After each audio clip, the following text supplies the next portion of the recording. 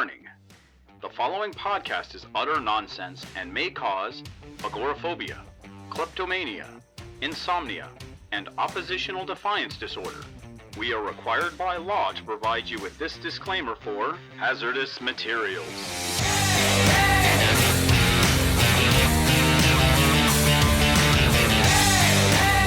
And welcome to Hazardous Materials, last week's comics this week. My name is Casey Johnson. With me as always as Gideon Gonzalez. As is, whatever, that doesn't really matter. All right. First up, what do we got here? We've got a Harleen #1. A Black Label book. Yeah, written and drawn by Stjepan Sejic, one of my favorite writer artists of the last few years. This book was beautiful. Oh my God, it's gorgeous. This book was beautiful and big.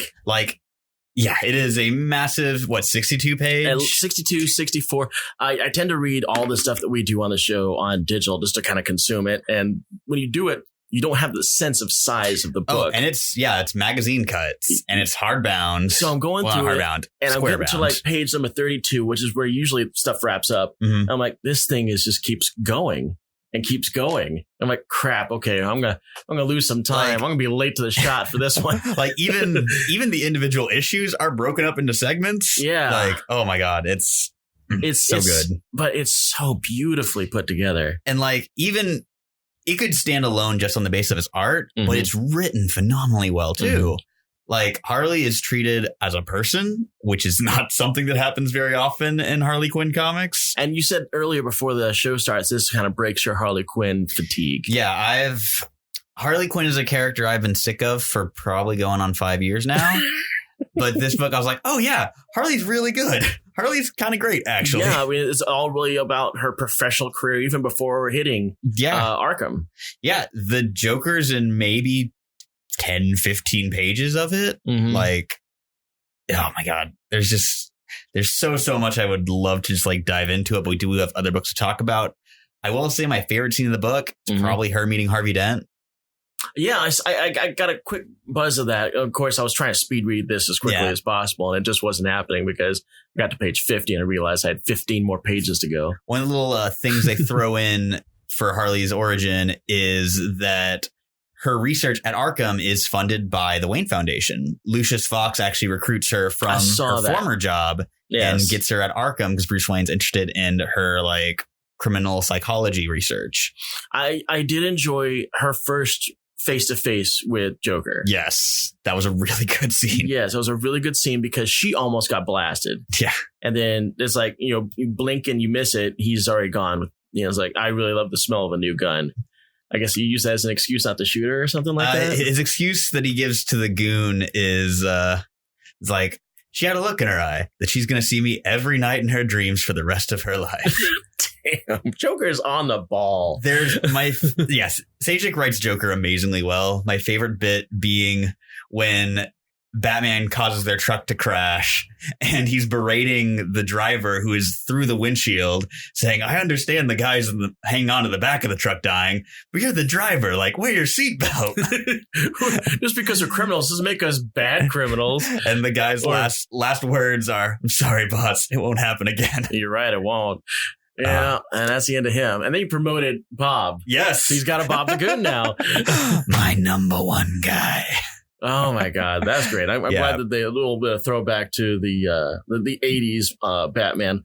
I want to continue following this. I want to bring this up every time it comes out. I was going to trade weight on it, but I think this first issue just sold me on following it month to month. Yeah, absolutely. If this is the quality of stuff that we're getting out of DC's Black Label, I'm really excited to see what they're going to do with Birds of Prey. Yeah, after kind of a mixed bag with Batman Damned and Superman Year One. Yeah, this seems like a jump in quality. I mean, I tried to get to Batman Damned. Have you seen the Wonder Woman projects that are lined up for? No. So there's Kelly Sue DeConnick and Phil Jimenez, who is probably my all-time favorite Wonder Woman artist. Yeah, I can go with that. That's very old school. Yeah, that's very old school. early 2000s. That was when I was started reading Wonder Woman, and they're working on, I think it's called Amazon Historia, where it's going back and looking at the origins of the Amazons. Phil Jimenez finally posted his first artwork from it. It's just absolutely gorgeous. I wonder if we could get a shot of that. I'll try to hook Rob with it. later. Yeah. So right now while I'm talking, it'd be really great. Hey, take a look at this great image. And then the other one that just got announced, I think last week or 2 weeks ago, is Daniel Warren Johnson, who just did Murder Falcon, one of my favorite recent Image books. What a great name. It's the most metal book I've ever read, but also the most shockingly touching. Like, really? It's a really beautiful look at how like heavy metal makes people makes you feel and you connect with it. I've connected with heavy metal. Really great book.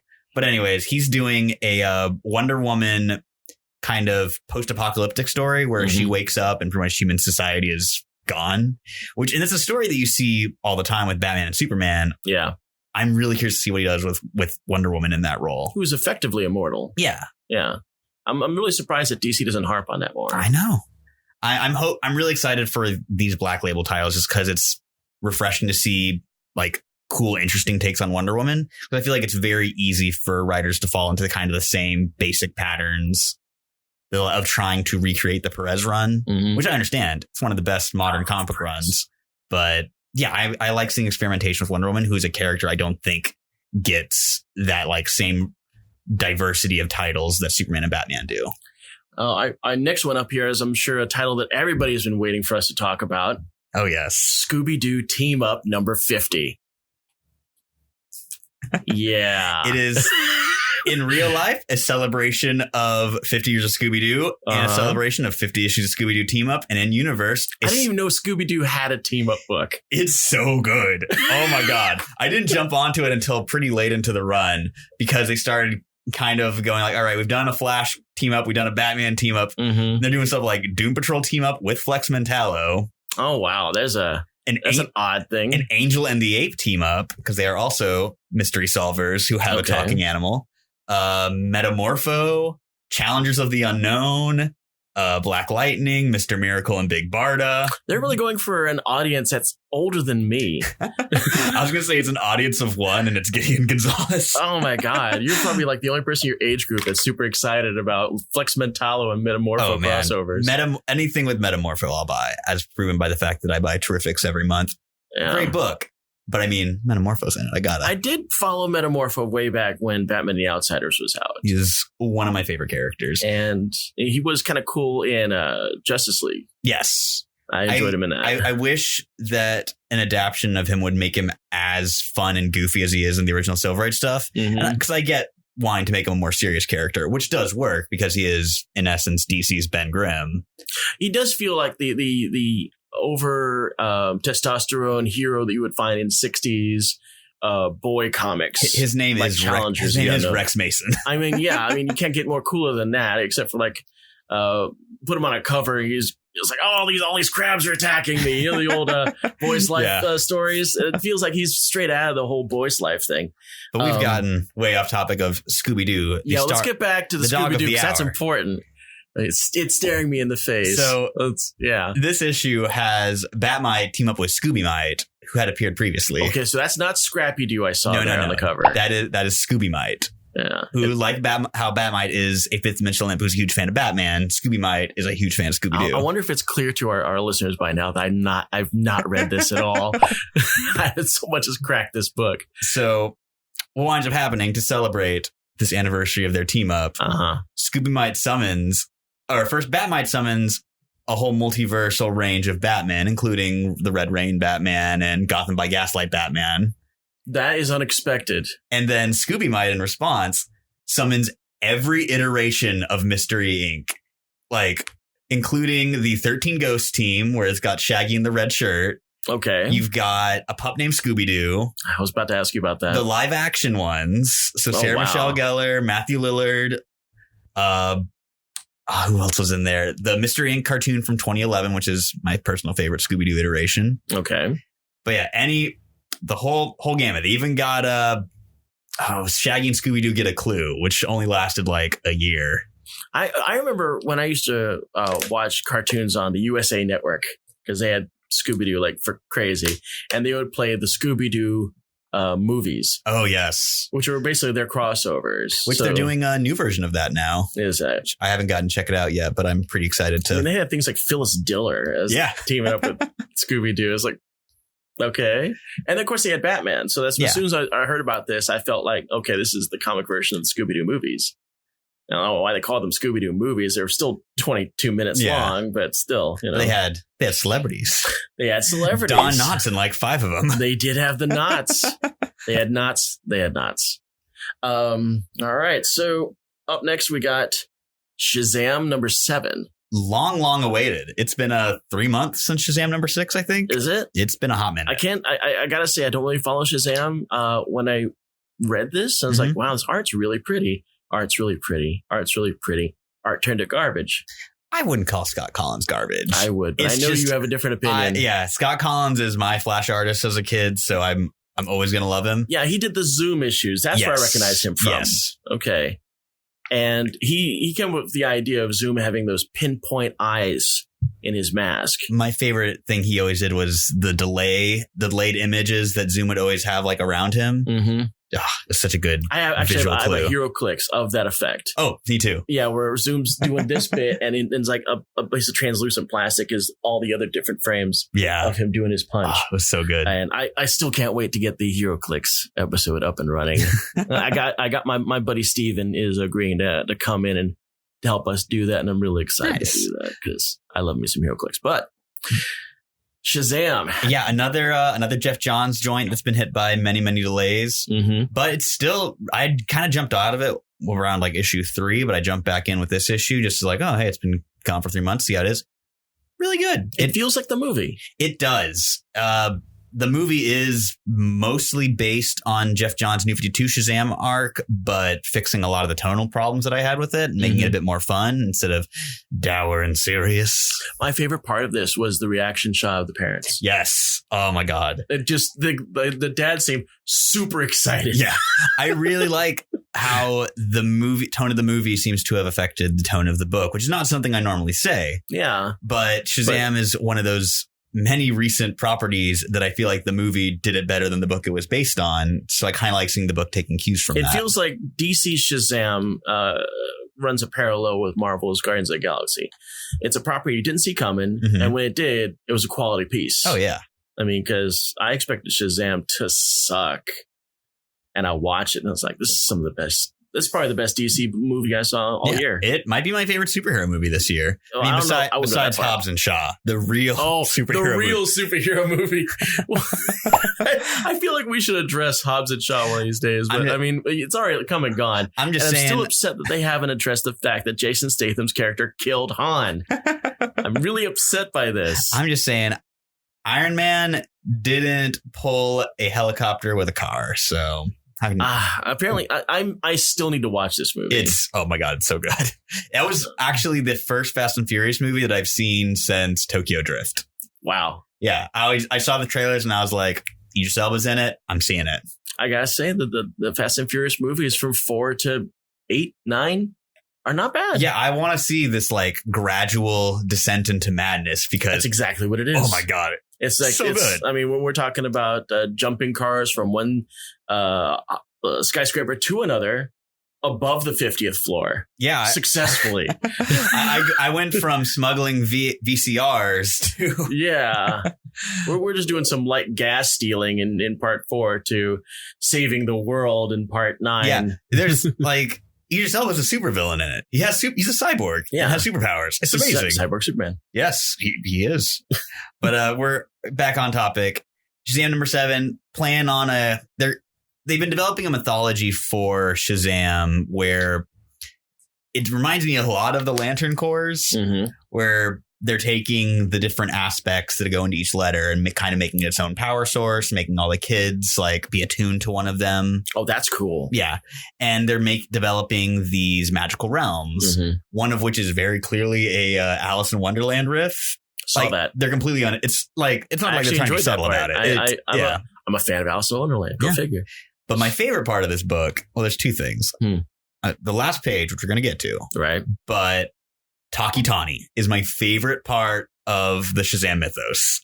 And they really went out of their way to get him in this. It was great. I loved him dashing into the tailor to grab a tweed jacket and some pants and a tie.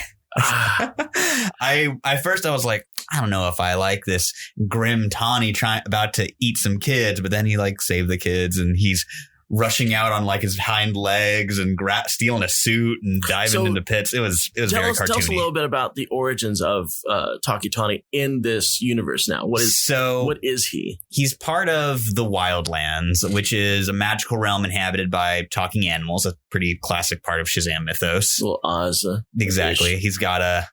You've got talking alligator men, which traditionally ally themselves with the monstrous side of evil. You got a goose. There's at least one goose in this issue. Goose is the meanest animal in the world. An owl lawyer. Of course. And so Freddie and Darla, a couple of Billy's adopted siblings, have been found in the Wildlands, and being human is essentially a crime there. So they're going to dump them into the tiger pits. The tigers, who apparently their punishment for their involvement in the animal war, which we don't get a ton of detail on. No, you don't. But is to be the executioners, and they don't get to wear clothes. They're just naked in the pit, tiger men, which is weird when everyone else is clothed. Yeah, it's jarring. I saw that, and I didn't know how to feel about that. Yeah, I was like, it's like furry mania. I've got a lot of questions for Dale Eaglesham. No shame, but just some questions. But yeah, seeing a buff tiger butt. I think buff tiger butt is the word of the day. But my man Tawny, he's a good guy. Doesn't want to eat no kids. So he scoops those kids up and he goes and scoots his way out to his local tailor to get himself a well-tailored 3-piece suit. And he takes them to the Darklands where Billy's going to meet up with the other kids. But on the last page, Billy's entrance to the Darklands is he's digging himself out of his own grave. And the grave next to him says, "Here lies Captain Marvel." That's ballsy. And the next issue says, "Billy Batson meets Captain Marvel." So I'm very curious what they're doing. I wonder if it has something to do with... That's out of nowhere. Yeah, I was like, oh my God, they can do that? I mean, I know they can do that, but I thought a big point of rebranding him Shazam was so they could just have a sidestep. Things a lot easier and keep it away from the whole Captain Marvel thing. I'm fascinated by what they're going to do with this. I'm back in on the book. I bounced out, but this got me back in. I mean, it would be incredibly freakish if Carol Danvers was somehow involved in this story. I don't know how I could deal with that. I'll take just a silhouette of a woman with short hair. Yeah, if we're dealing with another buried alien, I'm on board. Jeffrey Johns at it again. We got to do Transformers Galaxy, and then we're going to take a little break. I did not get a chance to read this. So it's by I'm sad. It is. So Galaxies is the spinoff from the main Transformers book for their new reboot universe. This falls in line with the G.I. Joe thing that they did last week. Yes. Okay. Yeah. Galaxies is the anthology book where it's giving backstories for a lot of major characters. And this first arc is a group of some of my favorite Transformers, the Constructicons. I love the Constructicons. So they've got Livio Ramondelli on art, who is one of my favorite Transformers artists of all time. They do just amazingly even gorgeous. Better than the Dreamwave stuff. Oh my! So much better than Dull Surprise. Oh wow! There's just gorgeous moodiness and the way they use lighting. Everything looks like has this beautiful metallic sheen to it. Really, really gorgeous stuff. Would you say it's a departure from what seemed like the kind of like bland art style of the G.I. Joe reboot? Yeah, it's like I found it a little lacking. There's extremely expressive Transformers, which I very much appreciate. Do we have Skywarp pulling off a G.I. Joe thing again? Not yet. We can only hope. I was really baffled by that when you told me that Skywarp had actually joined the G.I. Joe team. Skywarp's a Joe. Or it was a Joe in the prior universe. Yeah, and then I saw that the frame of him standing with the Joe team, warning their enemies, I scrape you off my foot. Like, I love you, Skywarp. Skywarp was actually my favorite of the Decepticons, even though he really didn't get that much personality. He's got a great color scheme, and he can teleport. Exactly. All you really need.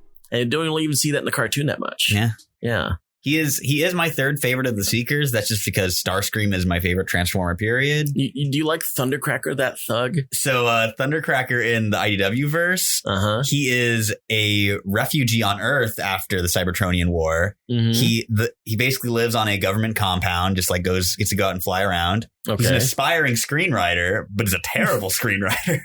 It seems like somebody got a hold of the three Seekers and actually did something with them. And yeah, they all have they're such distinct characters in the IW-verse. But the best thing about Thundercracker is he has a dog. He has a dog. The government gives him a pet dog. Because when we dealt with the original three, Starscream was the self-destructive, highly ambitious one. Mm-hmm. Thundercracker was the brainless thug. Yeah. And Skywarp was Skywarp. I teleport occasionally and I back up and I don't say much. He looks cool. Buy the toy. Yeah, he's the black and purple one, but he doesn't talk that much. All the talking is done by Starscream and unfortunately Thundercracker. And so I figured that's what we're going to be stuck with. But now we got Skywarp, the G.I. Joe guy, mm-hmm. and Thundercracker, who with a dog. Yes. A lady dog named Buster.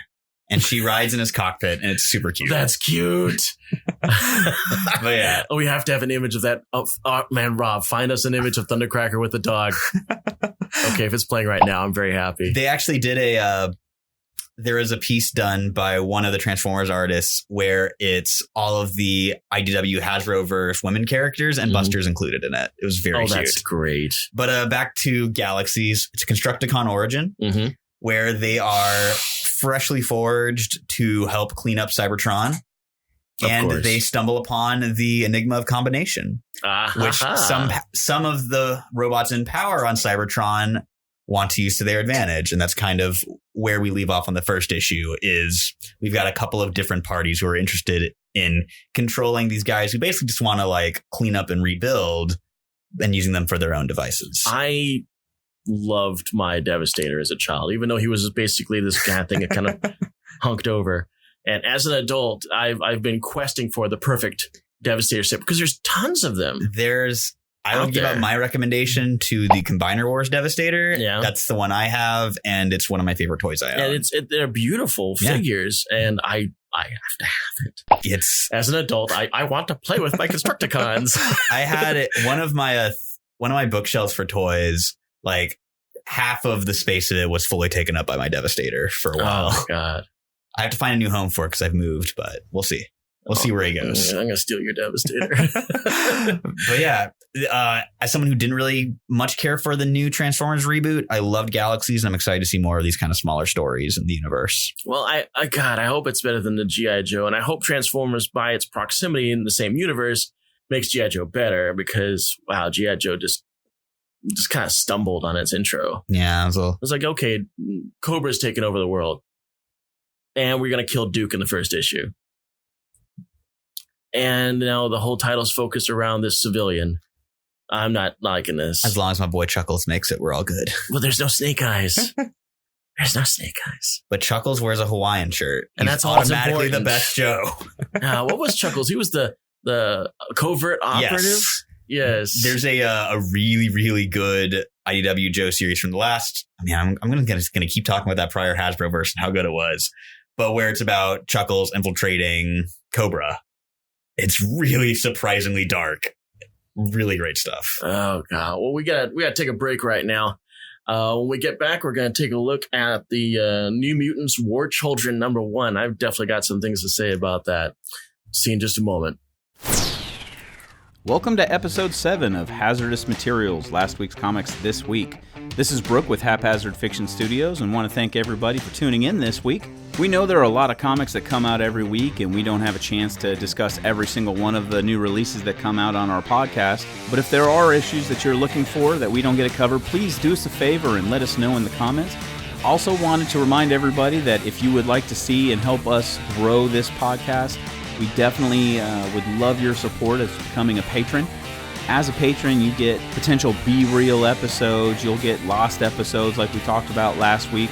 But you're also going to be able to get exclusive podcast content that nobody else will get to hear. Some of which will be coming from the House of Morpheus game, which is out now, and some of which may be from The Lodge, which will be a more of a short-run game that ties into that line. Yeah, but if you'd like to join us, just go over to haphazardfiction.com and click on the link on our website. Or you can go to patreon.com and just search Haphazard Fiction, and you'll find us that way. For as little as $3 a month, you can help us really try to improve the quality of the podcasts we have coming out every week. But But yeah, thanks again for tuning in, and we take you back to Hazardous Materials with Casey and Gideon. And we're back. We're talking about New Mutants War Children #1. And this is where the part of the show where we turn into point counterpoint. This is definitely going to be point counterpoint. You want to go first on this one? I loved it. It's Chris Claremont and Bill Sienkiewicz reuniting on New Mutants, one of my favorite creative teams of all time. Love just getting page after page of Sienkiewicz's amazing, gorgeous art style. And this is his first interior work in like 10, 15 years, I think. Probably, yeah. Like it's been a minute since I've seen a book by him. And it's so good. It perfectly captured the feeling of their New Mutants issues and just gives you a little bit more of a taste of it and goes away before it's overstays its welcome. This book was a train wreck. I couldn't fucking... This book was a train wreck. I couldn't stand this thing. It seemed like it had no real narrative. It was the whole book was just about Warlock and attacking the New Mutants. And Chris Claremont's writing this. I'm expecting some gold level stuff. And I don't really like Sienkiewicz's art. I didn't like it when he got introduced to New Mutants way back in the issue 18 with the Demon Bear thing. Even though the Demon Bear is usually lauded as an important storyline in it. I didn't care for the shift. You go from clean Bob McLeod. Sienkiewicz it's jarring. As a child. Impressionism, yeah. Yeah, and I at one point during that run, right around the time when they introduced Rain/Wolfbane's story field fairy tale, that's kind of was like, okay, well, this is obviously going to be the norm of the comic. I'm going to enjoy it from here on in. I tried to hold on to that while I was reading this, and it just felt like the narrative could not convey a story properly to me. I mean, it made sense to me. Like, you've got Warlock being infected by the Dark Child, attacking them, and then Dark Child takes over magic. Cypher reconnects with Warlock. They're saved. And you gotta admit, that page of Danny Moonstar with Hela in the background on her horse is just gorgeous. Some things worked. Most things didn't. This book was, for some reason, this book thought that I would immediately know who the villain is. And it kept talking to me like, okay, you obviously know who this is. I have no clue who the villain of this book is until the very last page. You do get a full page reveal of who the villain is. Yeah, I mean, I had to have it spelled out for me because Chris Claremont either trusted his artist too much to be able to convey the message and didn't write it out, or Sienkiewicz just kind of dropped the ball. I'm angry at this book. I'm actively angry at this book because I love New Mutants, and this is an opportunity. This is a one shot. Yeah. This is not a series. This is a one shot. This is an opportunity for them to bring the classic group together and do something really cool. And it just felt like a B story, easily forgettable, and I'm struggling to read it. I will say on that point, these are meant to be kind of like easily slotted into the classic runs, because like Avengers from this week, the Loki, I think it's Loki Unbound is what it's called. Yeah, I can understand. So you don't want to do something that's too heavily consequential because you've got to keep the continuity. Exactly. I get that. I do get that. But this book was just sloppy. I will agree to disagree with you on that point. And I appreciate it because I know where you're coming from and I respect your opinion. Exactly.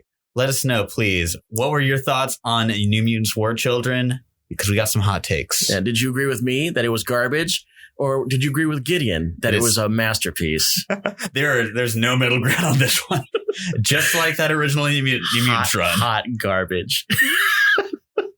A masterpiece, unappreciated in its time. Unappreciated masterpiece. Okay, so next up we got Amazing Spider-Man 30. Casey, there's going to be carnage. I know. And Spider-Man's title has managed to avoid the whole carnage thing. But unfortunately, the whole carnage stuff is kind of caught up with it. And you're left in the beginning of this book is a lot of exposition.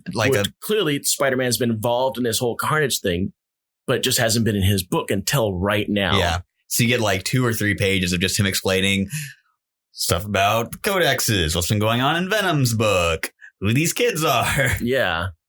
And here's Venom. Here's his spawn. Now here's his other spawn. And now everybody's been touched. And I didn't even really know what the Carnage story was about until this book explained it. That Carnage is apparently a godlike entity now. He is the Grendel, yeah. And he's seeking out anybody that's ever been touched by the symbiotes. I'll say this about Absolute Carnage. It's made me realize that way too many damn people have had symbiotes. Everybody's had it. I mean, I'm surprised that Rocket Raccoon's not in this book. Oh, he's too busy being out in space. But he's been touched. It's true. All the Guardians have been. You know what? I will say... You know, Donny Cates is writing Guardians right now. It is very shocking that they do not have a Absolute Carnage tie-in. This event will have a redeeming factor for me if it brings back Flash Thompson. Yeah, that's really what my fingers crossing are at this point because he was heavily featured in this book. He's the best Venom. He is the best Venom. Objectively, he's the best Venom. Fist bump on best Venom. Agent Venom was such a good series. I loved Agent Venom. It managed to survive having its initial writer leave and still be great. Yeah. Like Colin Bunn's back half of that book is phenomenal. They even brought in a whimsy sidekick. And I was still on board. Mania is great. Yeah. And I'm a little not sure how I feel about the way they're handling her in Absolute Carnage. I think they're setting her up to be the new Scream, but I'm not totally caught up on Scream. I thought that too, because they did snatch away her symbiote. Yeah, which I'm still pissed about. Yeah. I'm never not going to be angry about Maniac. That was... So who's got the Maniac symbiote now? Or is it dead? I think it might be dead. I'm not 100% sure, though. I feel like it's gone to somebody else. Or it's just Maniac part of the crowd. Took it, and then he got taken out in one arc and killed in the Free Comic Book Day issue leading into Absolute Carnage. Mm-hmm. So it might have been reabsorbed by Carnage or something. Something that I hope comes back up. Yeah, Maniac as a character made me mad enough that I tried to purge my mind of most of it. It's like trauma. Exactly. Oh, God. But at least Andy's back in some capacity in Absolute Carnage. Yeah, I'm glad. And Colin Bunn got to write that one shot with her. So I appreciated that. Yeah, so the book not only brings back Flash Thompson, as far as I'm concerned, we're just going to be talking Flash Thompson. Yeah, in a nice flashback story. Late 60s, early 70s, amazing. And it kind of does a little bit of a retcon because it does bring him back as a soldier, but he's got the personality of old Flash Thompson. Yeah. So he's like sizing up Parker like, eh. Well, I mean, it's supposed to be like 1969 era. So like coming back from Vietnam Flash. So I think the way they're making this jive is that Flash, which I think this is already canon, but I'm not 100% sure. Wait, he did two Flash, tours. Did Flash become a soldier in the 60s? Yeah, he went to Vietnam. I did not know that. Yeah. That's how they explained him away. Mm-hmm. Yeah, I feel like a scrub. Back in the 60s, he went to Vietnam. He comes back and little uncomfortable yellow panic storyline where some Vietnamese wizards follow him back and fights with Doctor Strange. I remember this. I was I did a write-up for Flash Thompson Venom for a piece I did on my Facebook page, Comic Book Facts, and I remember reading that and like, ooh, wow, that's kind of sticky. And he's like, you got a wife over there or something like Shashan, that. Who stuck around in the books for a while, but I don't think she's popped up recently. And then they had like a quiet off-site or off-page divorce, and then she was used as a prop for the Save Me scenario a couple of times, and then she was gone. Yeah, I really like the way they used her in Spectacular Spider-Man. They did her pretty well on that cartoon, which is, for my money, the best version of Spider-Man, including the comics. It's because Spectacular Spider-Man didn't have to deal with one more day. Didn't have to deal with the Clone Saga. He didn't. God, Clone Saga. It's a tragedy. It just keeps on feeding story. Yeah. So we get forward to the fact that Spider-Man brings up Flash again, saying, hey, Flash Thompson was killed off by Norman Osborn as the Red Goblin. Mm-hmm. And I'm really hoping that's foreshadowing. Me too. I really hope we get him back. I do too, because I enjoyed Agent Venom. Yeah, moving back to the meat of the book. Yeah, let's actually talk about the meat of the book, except this is the stuff that we care about. I will say this. Ryan Ottley's back on the book after he's been gone for a good while now. Mm-hmm. And he was one of the big draws for the new series for me. And my God, his art suits Carnage perfectly. Yeah, it does. Like, it's a little cleaner. It's what I prefer. And I still hate Carnage. He has such a kinetic style that he flung a ton of blood around in Invincible. Mm-hmm. So he gets to kind of fudge his way around blood slinging in a Spider-Man book by having it just be Carnage bits. Yeah, this Carnage feels a lot more like Mark Bagley's Carnage when he was first introduced. Oh, very fluid. A nice, clean look to him. And he doesn't just look like a blood clot with legs. And they're building off of how the Red Goblin saga ended, which was the symbiote kind of fries Norman's brain and he believes himself to be Cletus Cassidy. Yeah, I thought that was a little weird. I didn't really catch on to that story. I'm assuming this arc's going to kind of clean that up. It seems like it has to. I mean, when your last page is Carnage standing over defeated Spider-Man with the symbiote like split down the middle to show Norman and his wild hair, or could be Harry. You know, every time they showcase that face, it's either Norman or Harry, depending on how many lines you put on the face. It is definitively Norman. He's got those. He's got them road miles on him. What we've also dealing with on this is the ongoing mystery that is Kindred, which is the villain manipulating other villains. And he's got those centipedes all over him, which it's... The name Human Centipede was already taken. Yeah, you can't... you can never go back to that. No. So he's Kindred. So I have a theory. Okay. I told you this before. Yes. What my theory is, I thought that Kindred was Ned Leeds. Which I can get behind that. I can. Because there's obviously... The way he's talking to Norman is, you victimized us, me, I. He's doing a lot of ownership of the story as it pertains to Ned. Yeah. Like, what you did affected all these other people, me included. So I got to wonder if he's either like a real old school supporting character from like the high school years, or if he's somebody we haven't seen in a while who recently popped up. Yeah. Ned Leeds. As a resurrected clone from falling out of a clone conspiracy. Right. Yeah. Which, I would be more happy with Kindred being revealed as Ned Leeds than I was with the Hobgoblin being revealed as Ned Leeds. What a train wreck that was. Yeah. Thank God they let Roger Stern come back and clean that up. And now the original Hobgoblin is that much cooler. Yeah. Roderick Kingsley is probably my third favorite Spider-Man villain after Venom and Kraven. He's smart. Yeah. He's great. I love the simple pitch of he is a fashion designer who recognizes the power of a brand and thus stole the Goblin brand. I love the fact that when he got inverted, like back when Sabretooth got inverted, and he's basically a hero, he's doing heroic things, but he's still selling identities of defeated villains. He bought the trademarks to a bunch of C and Z list heroes and villains and rents them out to people who want to be heroes. Here's the third ringer. That was a great little miniseries. God, it was so fun. I really want to print out the dust jacket from his self-help book and put it on a book on my shelf.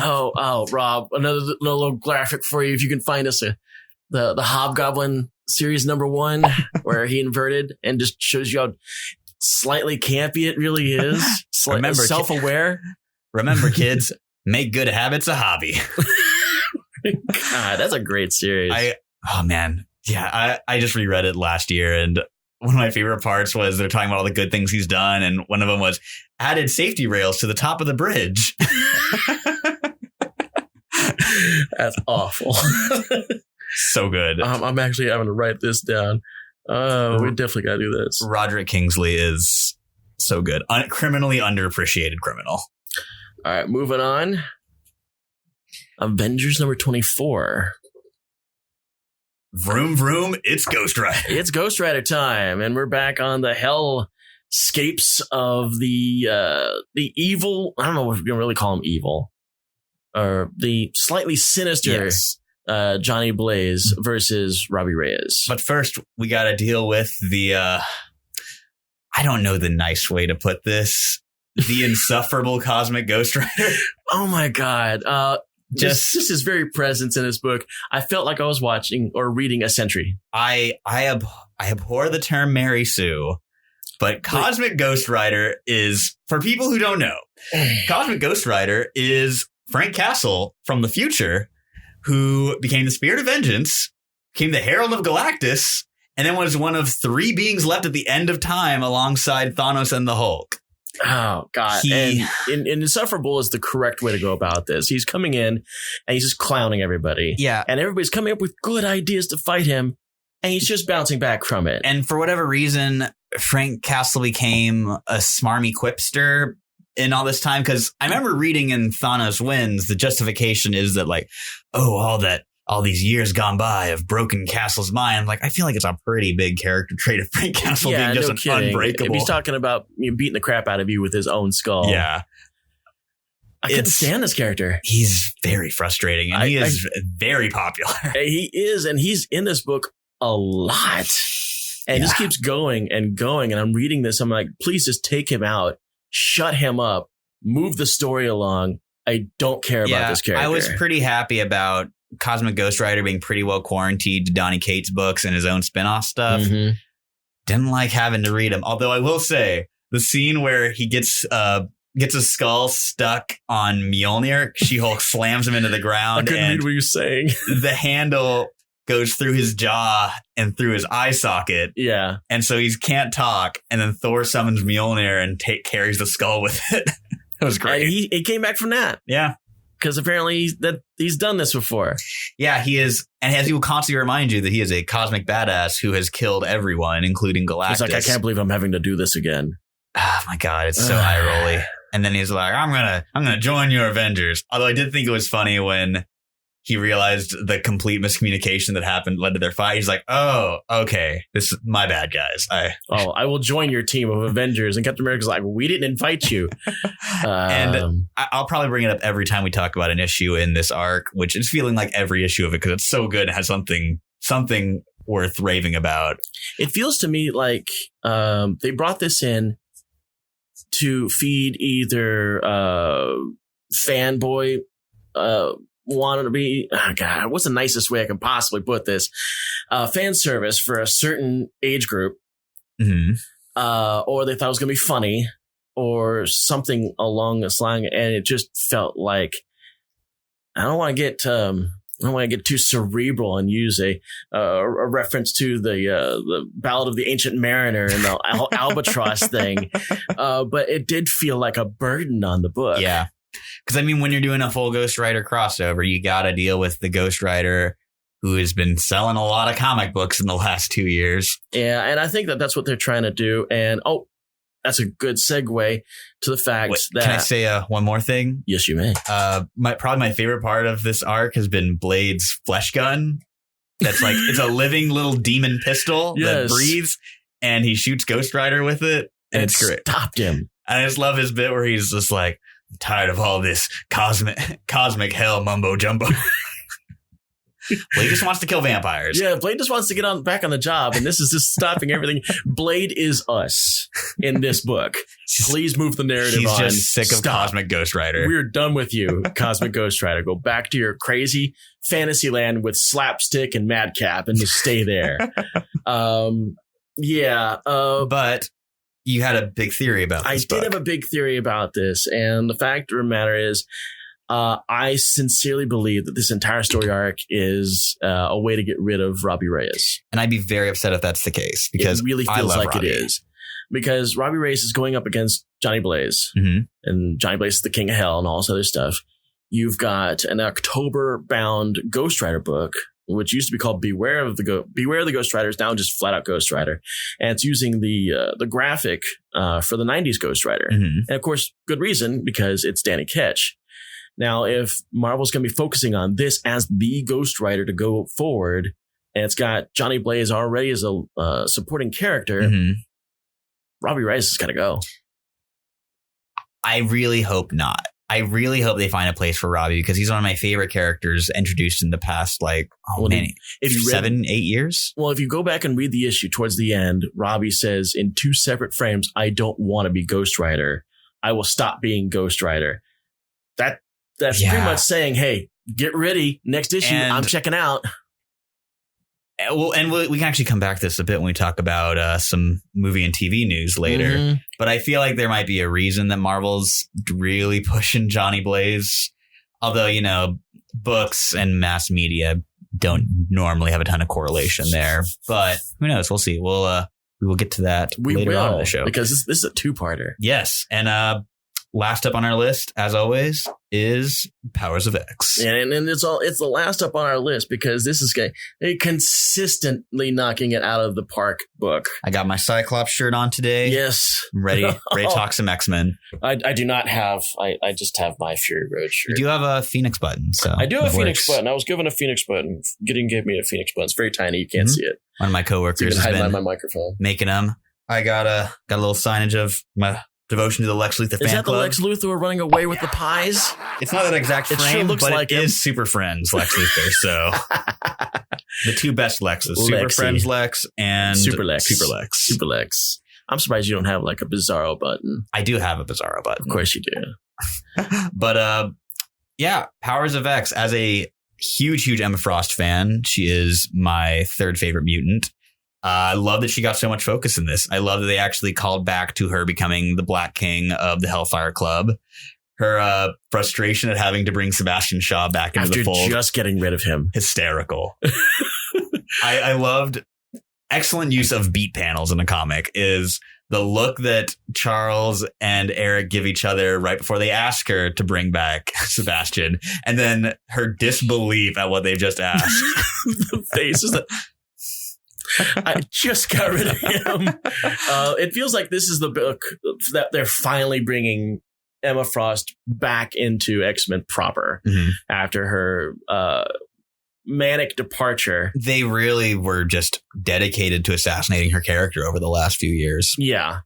That's not the first time that this kind of thing has happened. And unfortunately, this does happen a lot with redemption heroes. You juggled the whole idea of, is this story about redemption of this particular character more compelling than just keeping them the one-note villain that they always are? I'd say it's like you get the John Byrne method, which was, well, they were a villain when I was a kid, so they must still be evil. I can't stand that. My favorite character is Sabretooth, and I prefer him as a hero. Yeah. I loved him as a hero, and I'm constantly running into people running, oh, he's great as a villain. He's great as a villain. He's been doing the same villain shtick for decades. When he shows up, granted, he's going to get into a fight with Wolverine. It's going to get bloody. It's going to end. Done. That's all he does now. I want some substance. And to get substance out of a villain, the redemption arc is the perfect way to do it. That's what they did with the Mystique limited series. It's what they did with Sabretooth and the X-Force. Well, Weapon X-Force series. So, yeah, when they take a hero... Now, previous villain is now a hero. And it's like, you know what? We want to stir this up. Let's completely erase all the stuff that we did and make them garbage again, which is exactly what they did as soon as the Mystique series ended with issue 24. She went right back to being a garbage human. Garbage mutant. I'm sure she would take umbrage at that particular phrase. But yeah, that's exactly what happened. Because right as soon as the Mystique series ended, she joined the Marauders. The hell? X-Men continuity. Pick up the Mystique series. That's the one by Brian K. Vaughan and Sean McKeever, I think. Right, the creator of Runaways. This was a series that came up during Marvel's Tsunami line. Yes. Which I really enjoy because the Sentinel. Remember the Sentinel? Yes, really fun book. That was a good book. Man, there's another series from that line. It's not from the Tsunami line, but it's from around the same time. The Emma Frost solo book, which has really false advertising cheesecakey covers when it's really just a coming of age story about like a young mutant psychic and her like learning about her powers and how Emma Frost like made her ascension to White Queen. The Emma Frost limited series was outstanding. So good. I loved it. I would even say it's even better than the Mystique book. The picks they made for the covers are just so completely unrelated to what happens in the book. And it makes it so difficult to recommend to people. I'm like, no, just ignore the covers. Like, I wish that I could recommend this to like high school students, but I feel like it's like, well, looks like I'm just handing out smut. Yeah, it really is. And it's some of her worst costumes. Yeah. Are painted covers. It's the some random bar napkins thrown on her costume. Yeah. I mean, you find out that one of my favorite facts is the fact that Emma Frost is a brunette. And that she's exceedingly smart, but living in the shadow of her much smarter and much more ambitious sister, who I think they killed off during Generation X, right around the time that Sync died. Yeah. Great series. I now I kind of want to go reread it, and It's, I highly recommend it. It's all on Marvel Unlimited. Yeah. But anyways, we got going back to the meat of this. Powers of X. Mm-hmm. We're seeing the development of Krakoa as a society where Charles and Eric are establishing a 12-person mutant council. Yeah, and we're find out that the members of this are basically him, Magneto, Sebastian Shaw, and Emma Frost, and now we're like, what else we got? I feel like Apocalypse is going to be there. Probably Betsy Braddock as the new Captain Britain. A good call. Mr. Sinister. Yep. Exodus. Yeah, good pick.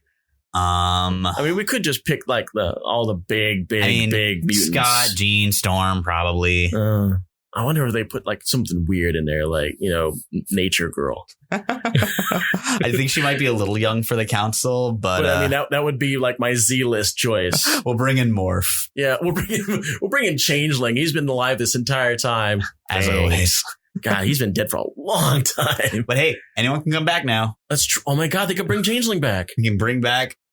My brain just exploded. I was gonna say we can bring back Graydon Creed, but he wasn't a mutant. So Graydon Creed is not a mutant and has already been brought back to life. Oh, that's right. You were telling me about that. Remember, the story is, and this is the ultimate redemption story, is that Sabretooth sacrifices his freedom to go and be in hell to save his son.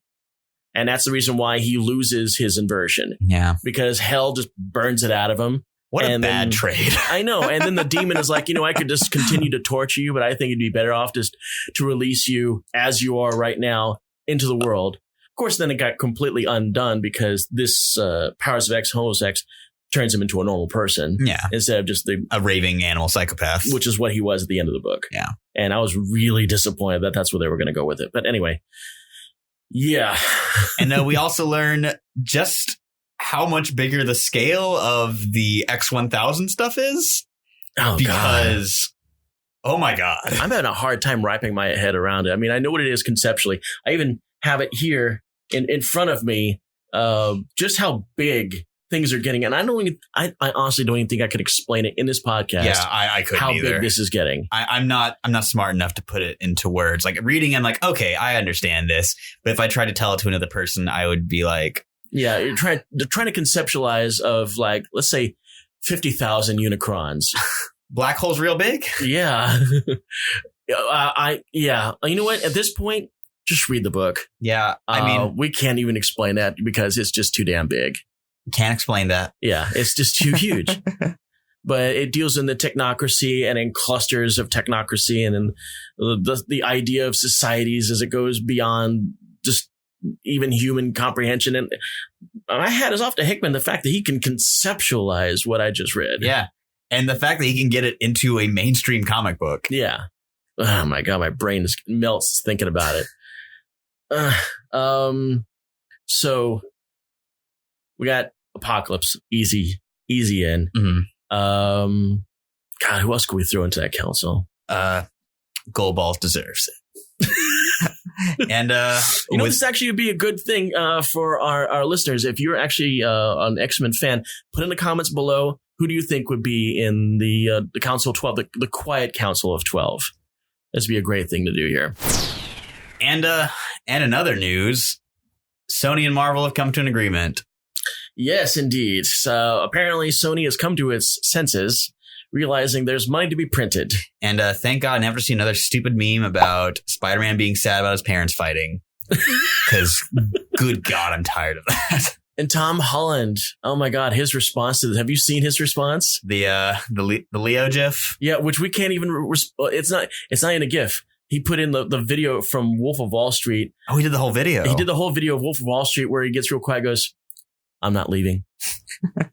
And he goes, "I'm not effing leaving." This everybody starts losing their mind. I'm like, yeah. Tom Holland definitely pitch perfect with that one. Happy for him. The thing I thought was interesting about the release, though, was Kevin Feige saying, well, Spider-Man's now the first hero to have the ability to travel through the multiverse, so who knows what could happen? Which I'm like, oh, I see what you're doing. I see what you did there. Easy out.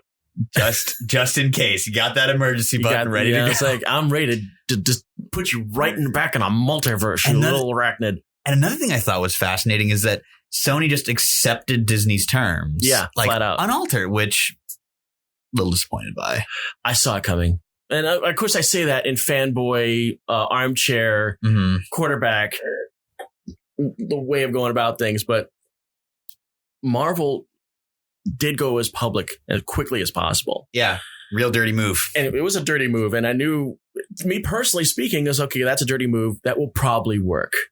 And it did. I hate to pick an underdog in giant billion-dollar corporations, but I don't like seeing someone get steamrolled, and those terms are hella steamrolled. I mean, we could go the xenophobic route and say, well, Sony came in and took Columbia Pictures. Now we're just punishing them. God. It's so petty.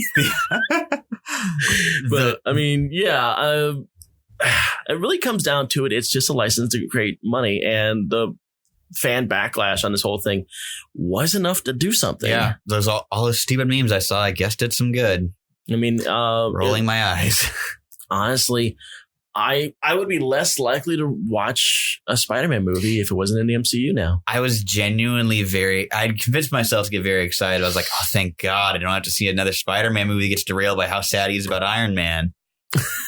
And I think we were at the end of that. I hope so. But I mean, you had to have, it just happened. I was just really, really hyped for a purely Spider-Man movie that doesn't have to tie into anything else. It did feel, the Spider-Man series right now, it does feel like it's dragging feet. Yeah. He's still in high school. It kind of feels like these are episodes in a TV series. They're just very large and very long. I mean, Rory at Spider-Man 3, and it feels like he's barely even left junior level high school. It's a quibble I have of Spider-Man's not graduating. He's already gone to space. Drives me nuts. Well, the fact they did bring that up. You've gone to space. Now shut up. He's never fought Doc Ock. He's never fought the Green Goblin.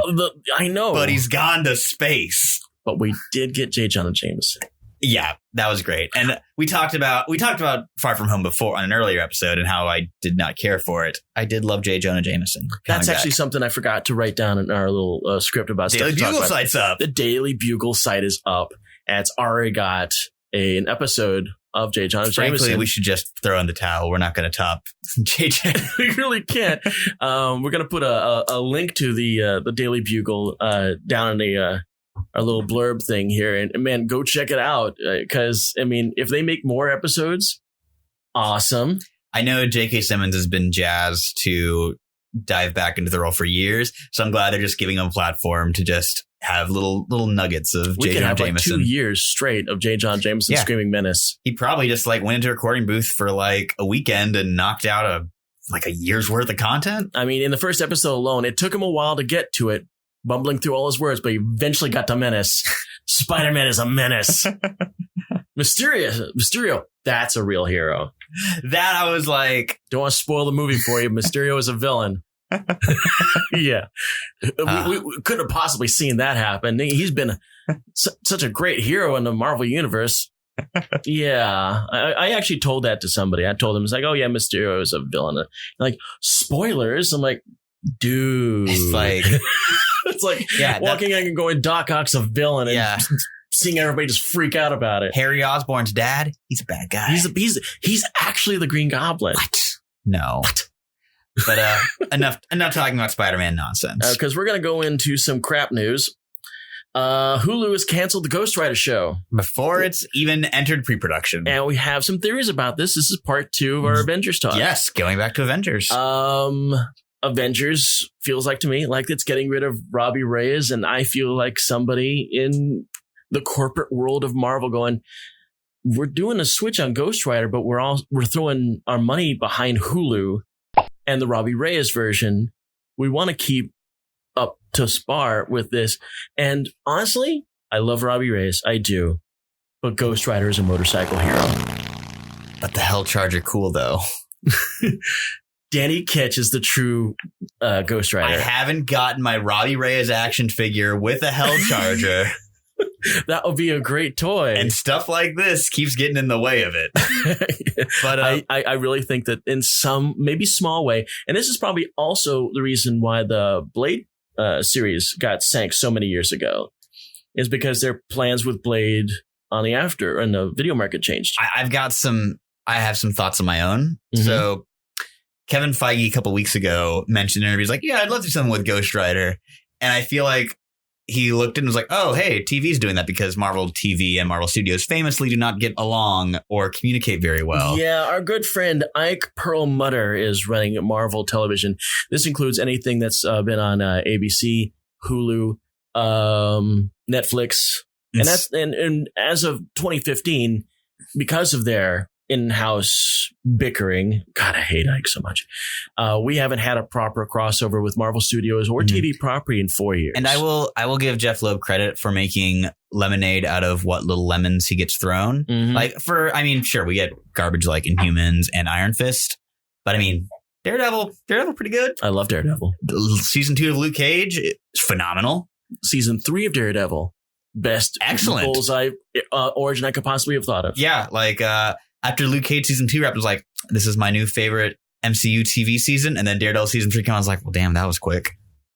I feel bad that the very last of the Netflix shows was Jessica Jones. And spoiler alert, we end up incarcerating her best friend in the last episode. Oh, I haven't actually. And then that's it. I actually haven't seen season 3 yet. Well, that's what you got to look forward to. I already wasn't super jazzed about its treatment of Patsy Walker in season 2. I wasn't thrilled with a lot of things on it, but Patsy Walker, when she killed Jessica Jones' mom, another spoiler, that's what they went with. That's the ball they ran the full court on. Yeah. Is that do they run courts? Do they run fields? I don't know sports. I've heard that they do go hard in the paint. Yeah. I know that much. It's good. It's not season 1 good. Yeah. But it's better than season 2. Okay. I liked season 2. So I just had issues with Patsy's art because I am a big Hellcat fan. Well, she wears the Hellcat outfit. I saw that and I was like, oh, that's pretty fun. It was brief. They teased it just like they teased us with no Daredevil costume whatsoever in season 3.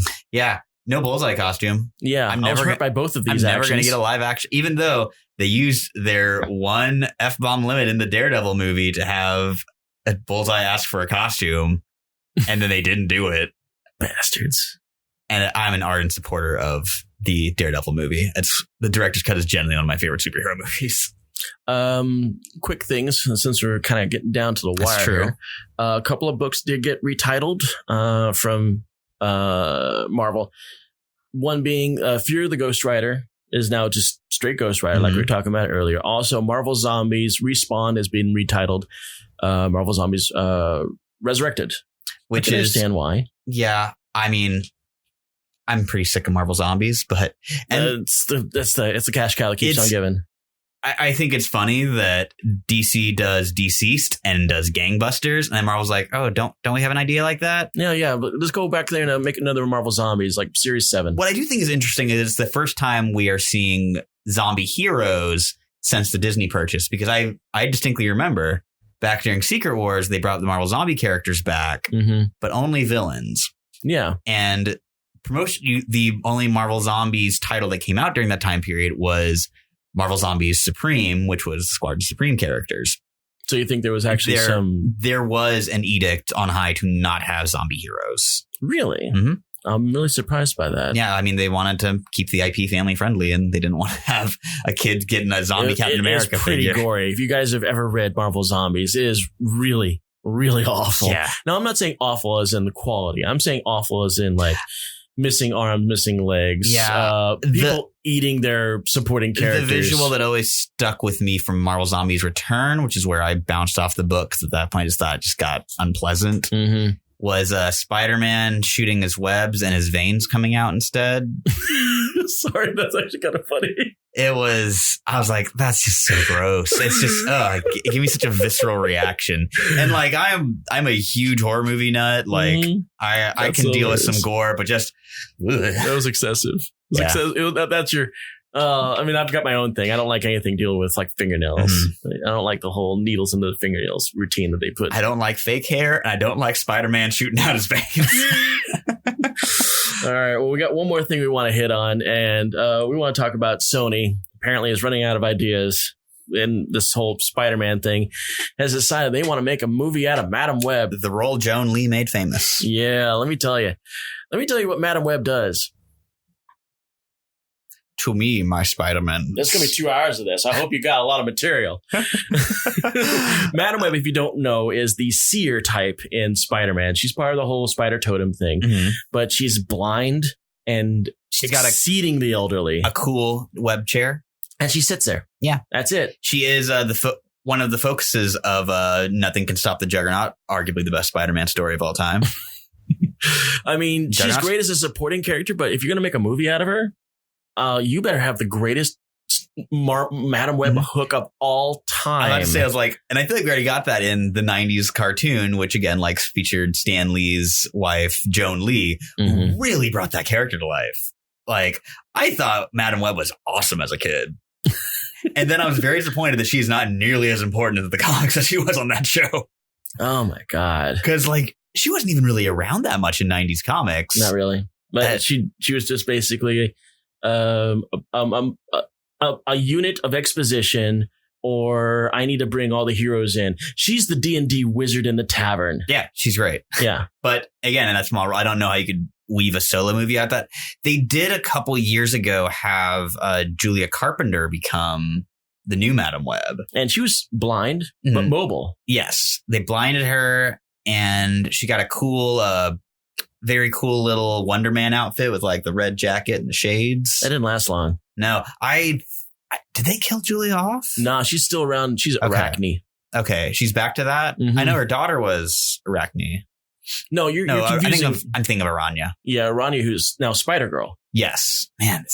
And she's actually one of the few people that kept her powers during the Spider Island event. Yeah, that's how they got that. Okay, because for a while Spider-Girl had no powers whatsoever. Yeah. I thought, and then that's the time they make a book out of her. It's like, well, we got this Spider-Girl. So we're not doing anything with her. Yeah, let's wait until she has no powers. She was in Avengers Academy for a while. Yeah, yeah. And then, let's do that. God, it didn't sell well. It's not a great place.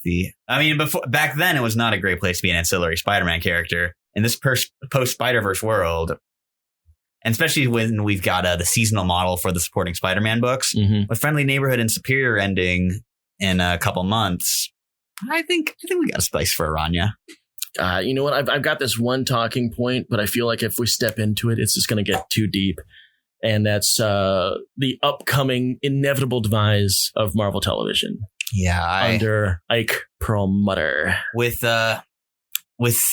Disney Plus. I think we can wrap this up pretty succinctly. Yeah. With Disney Plus moving Marvel Studios' focus onto TV shows, it's just like it's unnecessary. You got Kevin Feige's running Marvel Studios. He's got a far larger budget for his television projects he's going to be doing with Disney Plus. But you still got these other shows that Ike is doing. Yeah. Now, granted, I love Runaways. I love Cloak and Dagger. I love Agents of S.H.I.E.L.D. I don't like the fact that they're almost completely separated from the Marvel Universe because of their petty little in-house bickering. And with the demise of Ghost Rider, and more than likely, most likely, the upcoming demise of Hellstrom. If I lose my Disney Son of Satan joke over this, I'm going to be furious. I think it's inevitable. I'm willing to bet money at this point that Hellstrom is doomed. Just like all the Hulu titles. I mean, all the Netflix titles were doomed. I'll always have Warren Ellis's way too adult to be reprinted Hellstorm series. But again, if that happens, that means we're probably going to have an MCU Ghost Rider, and I'm okay with that. Yeah, I mean, fair. Yeah. Let's since we we're not going to top Endgame for big classical superhero action. Let's shift our focus to the spooky stuff. Yeah. Get me a Werewolf by Night movie. Here's my opinion. I'm sure this opinion is shared with many people that pay attention to Marvel Industries.